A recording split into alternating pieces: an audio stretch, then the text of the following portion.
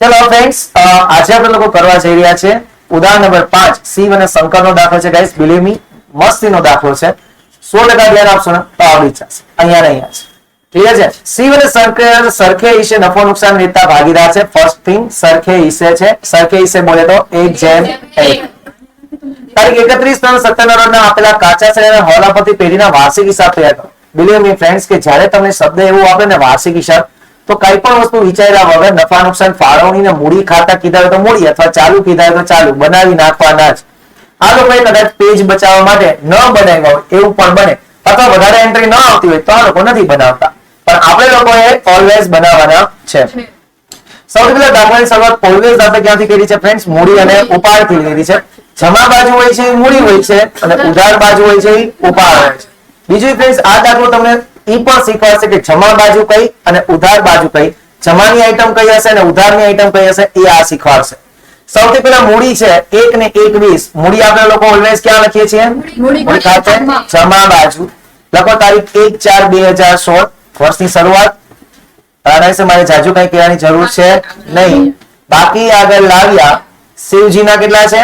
1 લાખ અને શંકરજીના કેટલા હતા? 1,20,000. આટલું ક્લિયર છે બધાને ફ્રેન્ડ્સ? ઓકે. ઉધાર બાજુ 31/3/17 ઉપાડ ખાતે. ઉપાડ ખાતે ઉપાડ જોવો જોઈએ તમને આપ્યો છે ફ્રેન્ડ્સ. કેટલો છે? 10,000 અને 20,000. આઈ હોપ સો કે આ બે વસ્તુ ક્લિયર થઈ ગઈ તમને ગાઈસ. ઓકે, ચલો હવે આપણે લોકો જોઈએ છીએ હવાલા નંબર પહેલો. શું કહે છે? આખર સ્ટોકની કિંમત તો 40,000 છે, પરંતુ એની બજાર કિંમત 20% કેવી છે? ઓછી. વધુ હોય તો આપણે ધ્યાન નથી લેતા, પણ ઓછી હોય તો ધ્યાન લઈએ. 40,000 હોય એમાંથી 20% કાઢી નાખો એટલે કેટલા ગયા? 8,000. 8,000 માઇનસ કરો એટલે હવે આખર સ્ટોકની કિંમત કેટલી આવી? 32,000. આખર સ્ટોકની કિંમત કેટલી આવી? 32,000. આખર સ્ટોકને આપણે બે અસર આપીએ છીએ. પહેલી તો કે વેપાર ખાતે જમા બાજુ પહેલી એન્ટ્રી લખીએ આખર માલ સ્ટોક. વેપાર ખાતે જમા બાજુ લખશું આખર માલ સ્ટોક. કેટલા રૂપિયા છે ફ્રેન્ડ્સ? 32,000. બીજી એન્ટ્રી પાકા સરવૈયામાં મિલકત લેણા બાજુ લખો. પાકા સરવૈયામાં મિલકત લેણા બાજુ આખર માલ સ્ટોક 32,000. આવ્યું બધાને ફ્રેન્ડ્સ? પહેલી એન્ટ્રી, પહેલો હવાલો બધાને ઈઝી હતો. ઓછા કે તો ઓછા કરવાના, વધુ કરવાના નહીં. ચાલો એના પછી આગળનો હવાલો છે બીજું. 1,000 નો માલ મળ્યો હતો, પરંતુ ખરીદીનું ભરતિયું ખરીદ નોંધમાં લખવાનું રહી ગયું. ખરીદી નોંધવાની રહી ગઈ એટલે આપણે સૂત્ર યાદ રાખ્યું હતું ખ લે. ખરીદીમાં પ્લસ લેણદારમાં પ્લસ. તો ફ્રેન્ડ્સ અહીંયા આપણે લોકોએ જોવાનું છે કે ખરીદી કઈ હશે? તો ઉધાર બાજુ જે આપ્યું હશે એ હશે ખરીદી. જમા બાજુ જે આપ્યું હશે એ હશે વેચાણ. બીજું આપણે લેણદાર અને દેવાદાર પર શીખવાનું છે. જોવો જઈએ આપણને અહીંયા એક છેલ્લેથી ચોથો વર્ડ આપ્યો છે ગ્રાહકો અને વેપારીઓ. પેલા તો ગ્રાહકો એટલે દેવાદારો, વેપારીઓ એટલે લેણદારો. હવે તમારે નક્કી કરવાનું છે કે આમાંથી લેણદારો કોણ હશે? તો કે લેણદારોની ઓલવેઝ બાકી કેવી હોય? જમા હોય. એટલે જમા હોય એ છે લેણદારો અને ઉધાર છે એ કોણ છે? દેવાદાર. ક્લિયર છે ફ્રેન્ડ્સ? Are sure? તો લેણદારો આપણે કેટલાના છે? 16,000 રૂપિયાના છે અને ખરીદી આપણી કેટલાની છે? 61,000. ચાલો તો ખરીદી સૌથી પહેલા ક્યાં લખાય? વેપાર ખાતે ઉધાર બાજુ લખો. ચલો અંદરની કોલમમાં એક લીટી છોડીને લખજો ખરીદી 61,000 પ્લસ નોંધવા બાકી ઉધાર ખરીદી કેટલી હતી હવાલામાં? 1,000. હજી એને એમનેમ જ રાખીએ કારણ કે ખરીદ પરત આવે તો ખ લે એટલે ખરીદીમાં પ્લસ. તો બીજી એન્ટ્રી ક્યાં આવશે? પાકા સરવૈયામાં મૂડી દેવા બાજુ. લેણદારોમાં પણ પ્લસ. અહીંયા લખશું લેણદારો પ્લસ નોંધવા બાકી ઉધાર ખરીદી. ચલો જુઓ છીએ લેણદારો ઓલરેડી કેટલાના આપ્યા હતા 16,000 અને નોંધવા બાકી ઉધાર ખરીદી કેટલાની હતી 1,000 ની એટલે હવે લેણદાર કેટલાના થઈ ગયા 17,000 ક્લિયર છે બધાને ફ્રેન્ડ્સ કન્ફર્મ ઓકે તો બીજો વાળો પણ આઈ થિંક બધાને આવડી ગયો ગાઈસ હવાલો ત્રીજો મૂડી પર 10% અને ઉપાડ પર 5% વ્યાજ વસૂલ કરવાનું છે મૂડી ઉપર 10% અને ઉપાડ ઉપર 5%. તો ચાલો મૂડી પર વ્યાજની બે એન્ટ્રી બહુ ઈઝી છે ક્યાં લખીએ છીએ નફા નુકસાન ફાળવણી ખાતે ઉધાર બાજુ અને ભાગીદારના મૂડી ખાતે જમા બાજુ રિપીટેડલી એન્ટ્રી છે દર વખતે આવે છે નફા નુકસાન ફાળવણીમાં ઉધાર બાજુ લખીએ મૂડી પર વ્યાજ કેટલા ટકા છે 10%. એમાં સૌથી પહેલા કોણ નામ હતું શિવની મૂડી કેટલી હતી 1 લાખ જ હતી ને એને ગુણ્યા 10% કરીએ ફ્રેન્ડ્સ કેટલા આવે 10,000. એના પછી આવે શંકર 1,20,000 21,000 હતી ને એને ગુણ્યા 10% કરો એટલે કેટલા થાય 12,000. જ્યારે તમે 10% કીએ ને એટલે પાછળનો 1 0 ઉડાડ દેવાનો 1,20,000 ને 10% કીએ તો 1 0 કાઢી નાખો તો 12,000. ત્યાં ઉધાર કર્યું તો ભાગીદારોના મૂડી ખાતે શું કરી દેવાનું ફ્રેન્ડ્સ જમા તારીખ લખવાની 31/3/17 મૂડી પર વ્યાજ 10,000 એન્ડ 12,000. ચલો આટલું બધાને આવ્યું ગાઈસ ઈઝી હતું. હવે ઉપાડ પર કેટલા ટકા વ્યાજ વસૂલ કરવાનું છે 5%. તો એની એન્ટ્રી આનાથી વિરુદ્ધ હોય બરાબર ને તો નફા નુકસાન ફાળવણીમાં શું કરી દેવાનું જમા ઉપાડ પર વ્યાજ કેટલા ટકા છે 5%. એમાં શિવનો ઉપાડ કેટલો છે 10,000 એને ગુણ્યા 5% કરો એટલે કેટલા થયા ફ્રેન્ડ્સ 500.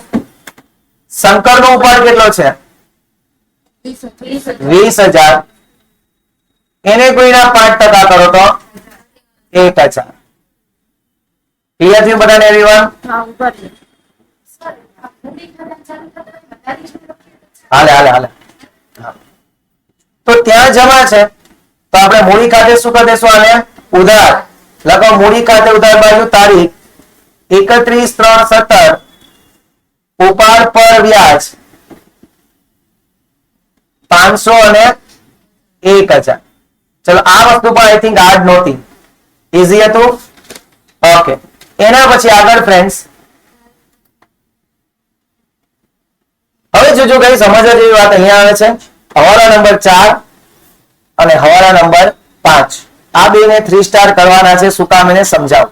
કાલખાત અનામતની 3,000 ની જોગવાઈ રાખો દેવાદાર પર વટાવ અનામત 10% રાખો સર આ તો અમને આવડે જ છે તો શું કામ એને 3 સ્ટાર કારણ કે એના પછીનો જે હવાલો છે ને શિવે 1,000 નો માલ શંકરે 2,000 નો માલ અંગત વપરાશ માટે લીધો હતો જેની નોંધ ચોપડે ઉધાર વેચાણ તરીકે વેચાણ નોંધમાં થઈ. હા વેચાણમાંથી માઇનસ થાય ને દેવાદારમાંથી પણ શું થાય માઇનસ થાય. અરે એ તો ખરીદી હોય તો આ ખરીદી ક્યાં છે આ તો અંગત વપરાશ માટે માલ લીધો છે ભાગીદારો એટલે એ થાય ઉપાડ થયો એ શું થયો ઉપાડ એટલે ઉપાડ થયો એટલે મૂડીમાં ખાતે ઉધાર કરી નાખશું ઉપાડ અને ઉપાડ થી માલ જાય તો એને ખરીદીમાંથી શું કરી દેશો બાદ. પણ મારો ટોપિક ત્યાં એન્ટ્રી ઉપર નતો જતો મારો ટોપિક ઈ જતો હતો કે અહીંયા જુઓ વેચાણને અસર કરશે આ હવાલો વેચાણને અસર કરશે એટલે દેવાદારને અસર કરશે. તો જ્યારે દેવાદારમાંથી આપણે ઘાલખાત અનામત કે દેવાદાર વટાવ અનામત માઇનસ કરીએ તો એમાં ભૂલ આવે કે ન આવે. અહીંયા આપણે 10% લખી હવે હા તો પેલા એનો મતલબ એવો થયો કે પેલા જે 5મો વાળો છે ને ઈ પેલા કરવો પડશે અને જે ચોથો વાળો છે ને ઈ પછી કરવો પડશે બાકી દેવાદારમાં શું આવશે ભૂલ આવશે બરાબર છે. તો ચાલો પેલા આપણે કરીએ 5મો વાળો શિવે 1,000 નો માલ શંકરે 2,000 નો માલ અંગત વપરાશ માટે લીધો હતો. પેલા આપણે ગણતરી એવું કરો કે અંગત વપરાશ માટે માલ લ્યો કેટલાનો શિવે લીધો 1,000 નો શંકરે કેટલા લીધો 2,000. અંગત વપરાશ માટે માલ લીધો તો ધંધામાંથી તો માલ જાય તો ખરીદીમાંથી શું કરી દેવાનો માઇનસ અંગત વપરાશ માટે લીધેલ માલ 1000 પ્લસ 2000 ટોટલ કેટલાનો માલ લીધો 3000. આટલું સમજાણું. 3000 નો માલ ભાગીદારો અંગત વપરાશ માટે લઈ જાય તો એને કહેવાય શું? ઉપાડ. અને ઉપાડ ક્યાં હશે? મૂડી ખાતે ઉધાર બાજુ. લખો ફ્રેન્ડ્સ, મૂડી ખાતે ઉધાર બાજુ તારીખ 31/3/17 ઉપાડ ખાતે કાઉન્સમાં માલ 1000 અને 2000. આટલું સમજાણું. પેલા અહીંયા શું કહ્યું કે અંગત વપરાશ માટે માલ લઈ ગયા છે એની એન્ટ્રી કરી, એટલે કે ખરીદીમાંથી માઇનસ અને મૂડી ખાતે ઉધાર બાજુ ઉપાડ તરીકે. એના પછી શું થયું ફ્રેન્ડ્સ કે એની નોંધ ક્યાં કરી છે આ લોકોએ એ જોવાનું. તો કે એની નોંધ એ લોકોએ શેમાં કરી છે? વેચાણ નોટમાં. એટલે ભૂલથી કરી નાખી, ખરેખર વેચાણ નહોતું, તો માલિકો લઈ ગયા હતા. માલિકો ધંધામાંથી લઈ જઈ વેચાણ કહેવાય નહીં. તો એને શું કરવું પડશે? વેચાણમાંથી માઇનસ. પણ પેલા વેચાણ જોઈ લો કેટલા રૂપિયા છે? 80000. તો વેચાણ ક્યાં આવે? વેપાર ખાતે જમા બાજુ. અહીંયા લખશું આપણે વેચાણ 80000 માઇનસ ભૂલથી નોંધેલ, માઇનસ ભૂલથી નોંધેલ ઉધાર વેચાણ. કેટલા રૂપિયા ભૂલથી નોંધ્યું હતું? 3000. વે દે. જે વસ્તુ વેચાણ અસર થશે કોને અસર થશે? દેવાદાર. તો જોઈ લો છીએ આપણા દેવાદારો કેટલાના છે? 20000 ના. તો દેવાદારો છે એ ક્યાં આવે? તો પાકા સરવૈયામાં મિલકત લેણા બાજુ. ત્યાં આપણે લોકો લખશું ગાઈસ દેવાદારો 20000 માઇનસ ભૂલથી નોંધેલ ઉધાર વેચાણ. કેટલા રૂપિયા ફ્રેન્ડ્સ? 3000. એટલે હવે આપણે બહાર કાઢીએ, હજી અંદર જ રાખશું કેટલા? 17000. કારણ કે હજી આપણે લોકો એનો ઘાલખાટ નો અનામતનો હવાલો દેવાનો બાકી છે. આવ્યો હવાલો બધાને?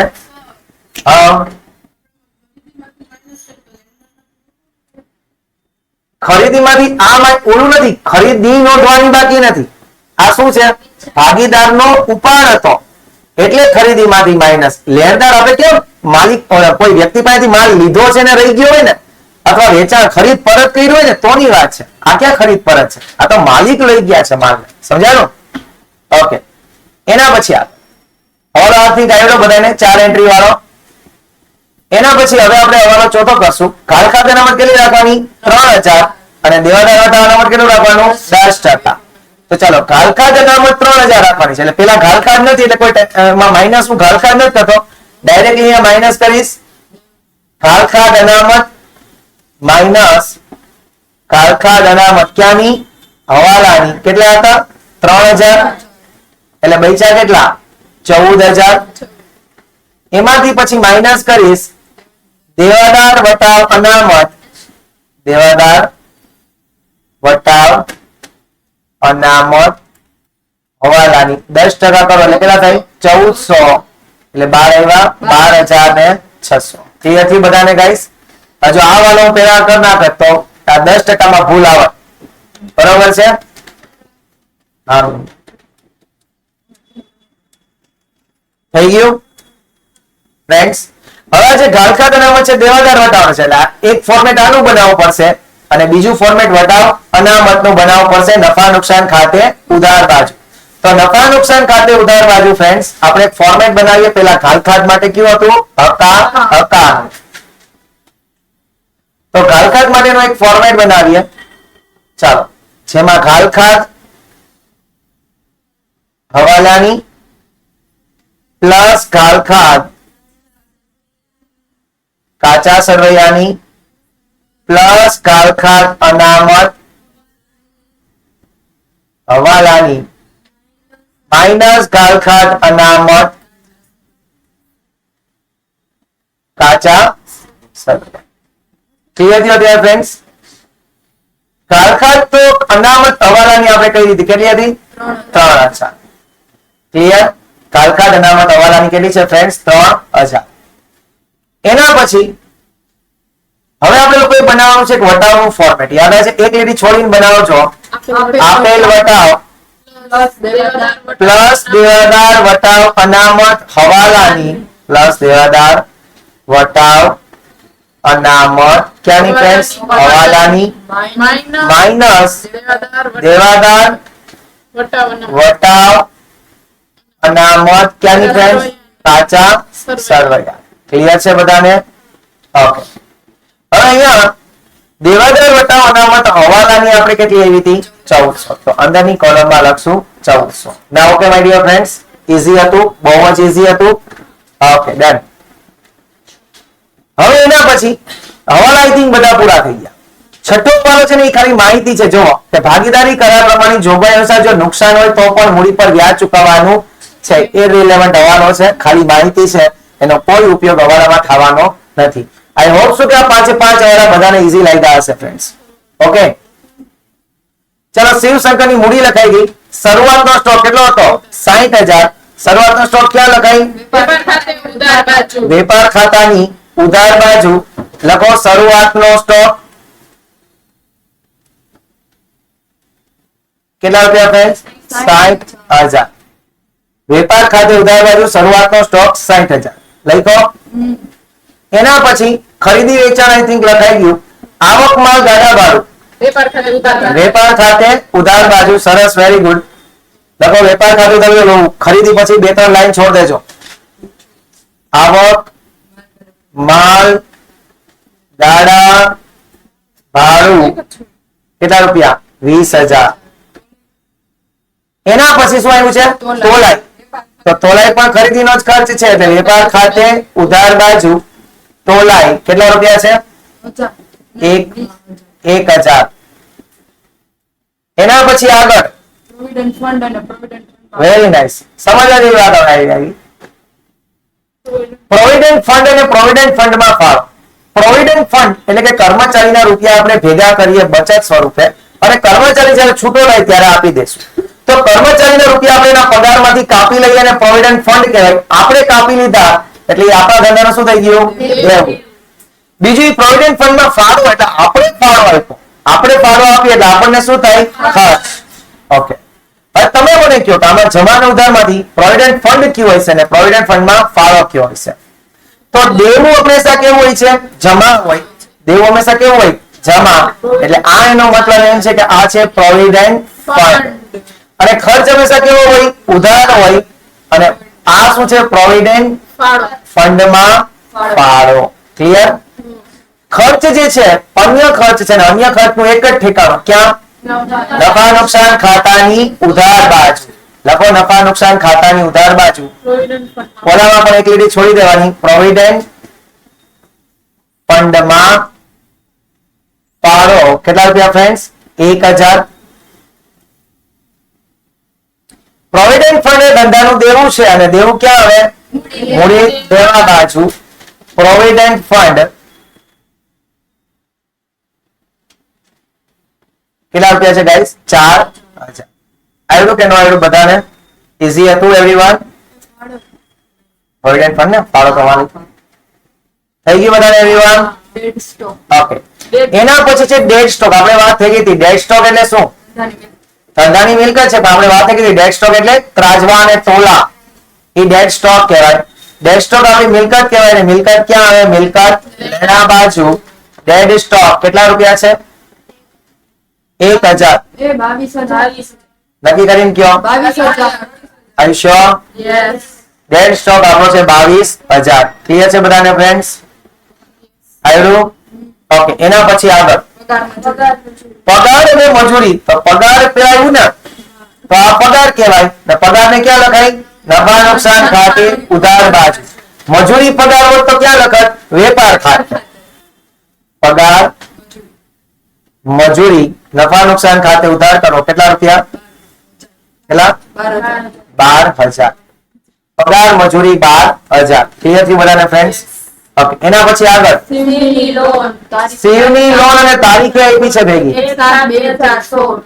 શિવ પાસેથી લોન લીધી અને લોન ધંધાનો શું હોય? ઓલવેઝ દેવું. તો ચાલો દેવું લખીએ. પેલા ક્યાં લખશું? મૂડી દેવા બાજુ. લખો શિવની લોન. શિવની લોન કેટલા રૂપિયા છે? 20,000. ક્યારે લીધી? 1/7/2016. 1/7/2016. આ દુનિયામાં આપણને કોઈ ચાય મફત નથી પાતું તો લોન કોઈ મફત ના આપે નહીં. એનો મતલબ એમ કે આ લોન ઉપર આપણે શું દેવું પડશે? વ્યાજ. વ્યાજ છે ધંધાનો શું છે? ખર્ચ. અને ખર્ચ ક્યાં લખાય? નફા નુકસાન ખાતે ઉધાર બાજુ.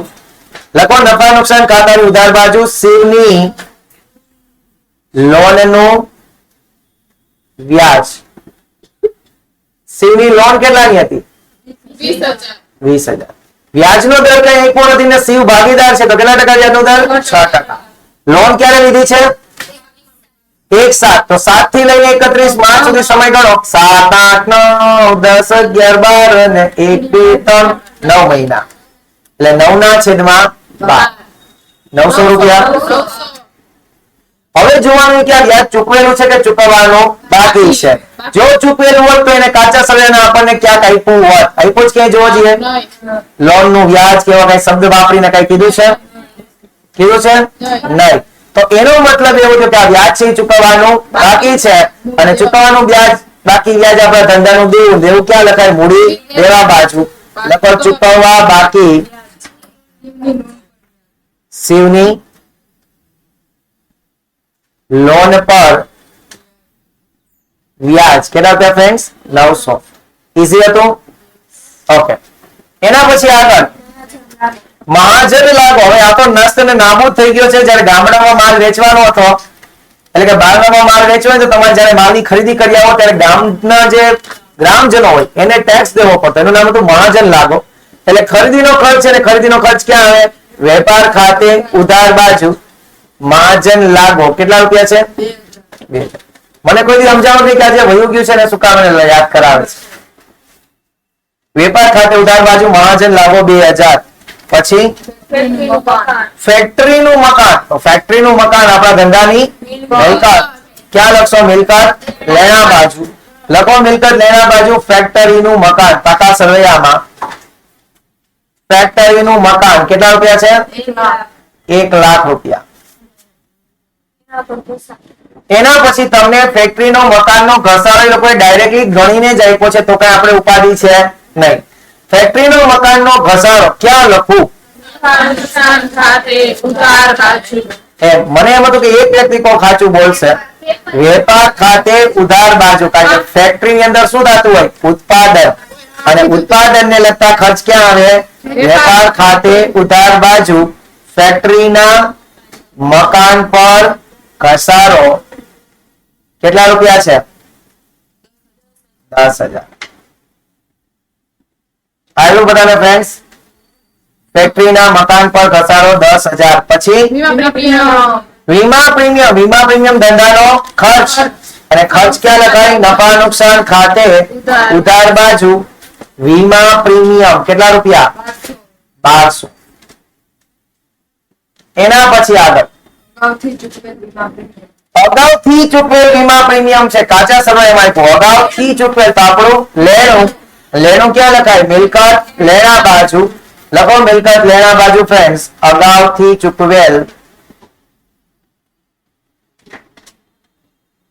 વીમા પ્રીમિયમ કેટલા રૂપિયા છે? 600 રૂપિયા. એના પછી આગળ ડેમરેજ. યાદ આવતું હોય તો વેપાર ખાતે ઉધાર બાજુ 11 નંબર દાખલામાં ઘણી વખત કર્યું છે. વેપાર ખાતે ઉધાર બાજુ લખો ફ્રેન્ડ્સ ડેમરેજ કેટલા રૂપિયા? કેટલા? 200. ડેમરેજ 200. ક્લિયર બધાને? ઓકે. એના પછી આગળ રોકડ ને બેંક. ચલો ઉધાર ને જમા આઈ થિંક બંને આપી હશે. તો ઉધાર આપી જ નહીં તો રોકડ સિલક જ છે કારણ કે મિલકત હંમેશા ઉધાર હોય. જમા આપ્યું છે ખાલી બેંક નથી. એ બેંક ઓવરડ્રાફ્ટ છે. એ શું છે ફ્રેન્ડ્સ? Bank overdraft. તો રોકડ સિલક એ ધંધાની મિલકત કહેવાય ને મિલકત ને ક્યાં લખાય? મિલકત લેણા બાજુ. લખો રોકડ સિલક કેટલા રૂપિયા? 6,000.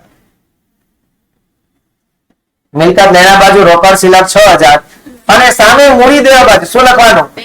Bank overdraft.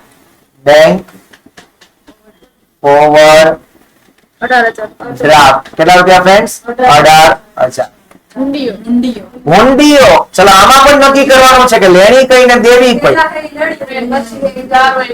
ઉધાર હોય ઈ લેણી ઊંડી હોય અને જમા હોય ઈ દેવી ઊંડી હોય. લેણી ઊંડી એટલે લેણું અને દેવી ઊંડી એટલે દેવું. ચાલો લખીએ મિલકત લેણા અને મૂડી દેવા બાજુ. પાકા સર્વેમાં આવી જાઓ. મિલકત લેણા બાજુ લખો પેલા લેણી ઊંડી કેટલા રૂપિયા હતી? 30,000. અને દેવી ઊંડી ક્યાં લખવાની? મૂડી બાજુ લખો દેવી ઊંડી કેટલા રૂપિયા? 14,000. ના ઓકે ફ્રેન્ડ્સ, ઈઝી હતું, મજા આવ્યું હતું, આરામથી. એના પછી વળે તો ગ્રાહકો અને વેપારી ગ્રાહકો વેપારી તો ઓલરેડી થઈ ગયું. દેવાદાર લેનાર. વ્યવસાય વેરો ધંધાનો ખર્ચ અને ખર્ચ ક્યાં રખાય? ફંક્શન ખાતે ઉધાર બાજુ લખો ફ્રેન્ડ્સ વ્યવસાય વેરો કેટલા રૂપિયા છે? 1,000 1,000. એના પછી પગાર ચૂકવવાનો બાકી છે. ચૂકવવાનો બાકી હોય તો ધંધાનું શું કહેવાશે? દેવું. અને દેવું ક્યાં લખાય? મૂડી દેવા બાજુ ચૂકવવા બાકી પગાર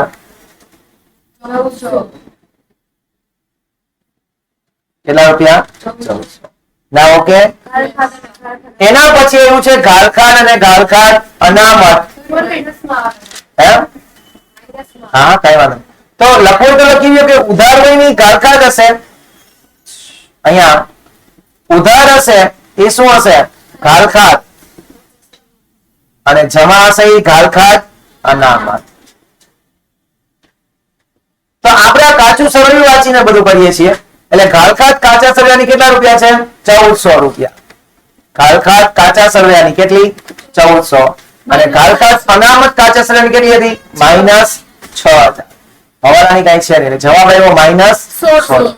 હવે માઇનસ કોઈ દિવસ ટોટલ છે એ બહાર કઢાય નહીં. તો શું કરશું? આપણે લોકો શીખી ગયા હતા 11 ની અંદર જયારે ભૂલ સુધારણા નોંધી ત્યાં કે કોઈ પણ વસ્તુ માઇનસ હોય ત્યારે કઈ બાજુ મૂકી દેવી પડે? સામેની બાજુ. અહીંયા લખાય કે ગાળખાડ અનામતનો વધારો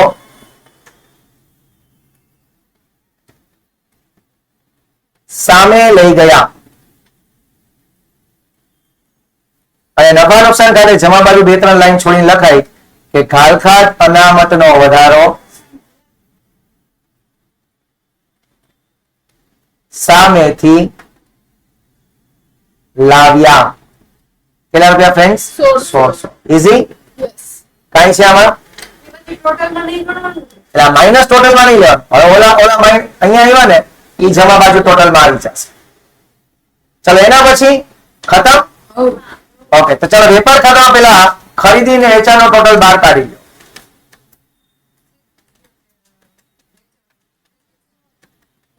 આનો 77,000 બરાબર ને? અને આનો 59,000. ક્લિયર? હાલે તારી પાસે છે ને? તો ફોન મારે શું છે આમાં ઇન્ટરનેશનલ ચાર્જ લાગે છે તો આમાં 200 રૂપિયા. હા એક ફોન ના 200 રૂપિયા. હાલે હા તું આપી દે. તો પેલામાં કેટલા આવશે? 1 લાખ. ક્યાંથી 1,52,200? 1,72,000 પ્લસ 32,000. 1,09,000. बावरी हो गई क्या? 1,09,000.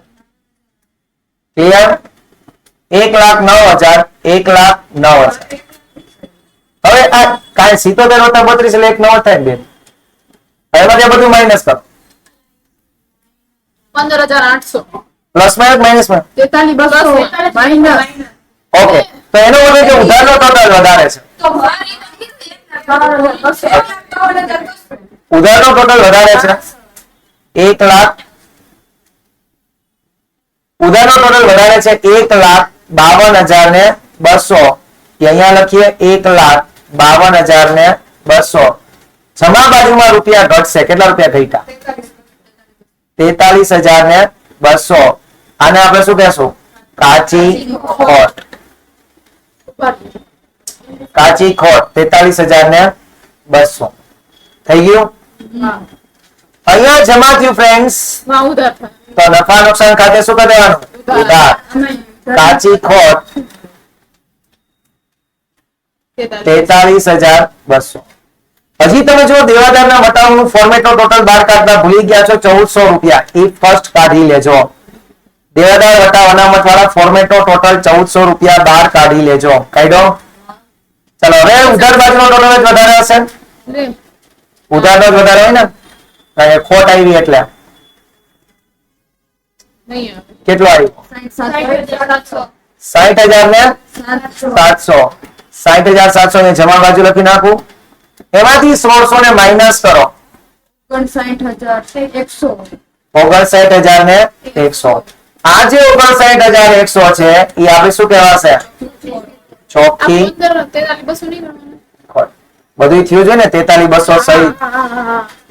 હા તે વાહ લઈ 59,100 આવ્યું બધાને ફ્રેન્ડ્સ? કન્ફર્મ. ન્યા જમા તો નફા નુકસાન ફાળવણીમાં ઉધાર ચોખ્ખી ખોટ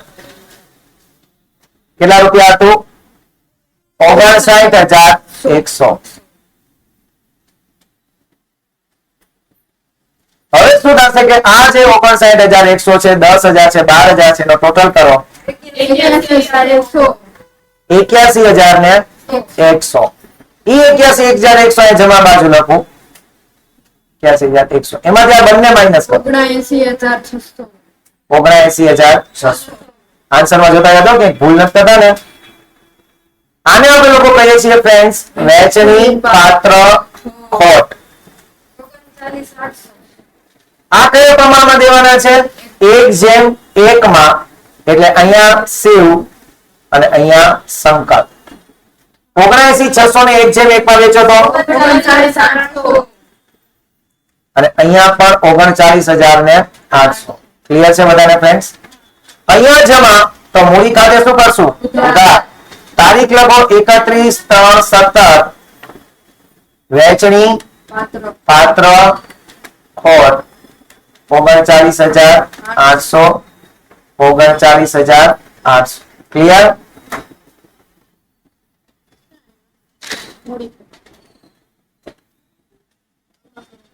હવે જમા બાજુનો ટોટલ તો વધારે જશે. 1,00,000 વત્તા 10,000 એટલે 1,10 અહીંયા લખો. 1,10 માંથી આ બધું માઇનસ થતું.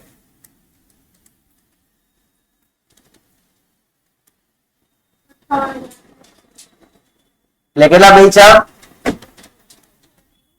58,700. તારીખ છેલ્લી લખશું 31/3/17. શું લખશું? બાકી આગળ લઈ ગયા 58,700. હવે આનો જમા બાજુનો સંકરનો ટોટલ કરો 1,32,000. ઈ 1,32,000 ઉધાર બાજુ લખો. આ 1,32,000 માંથી આ 20, 1, 2 ને આ બધા માઇનસ કરો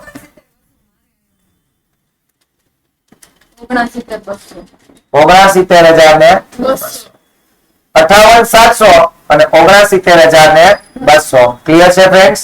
ક્લિયર તો છે પણ ઉભા.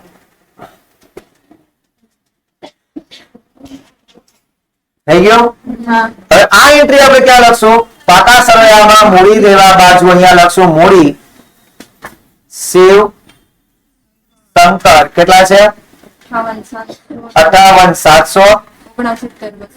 69,200. હવે બંને બાજુનો ટોટલ કરો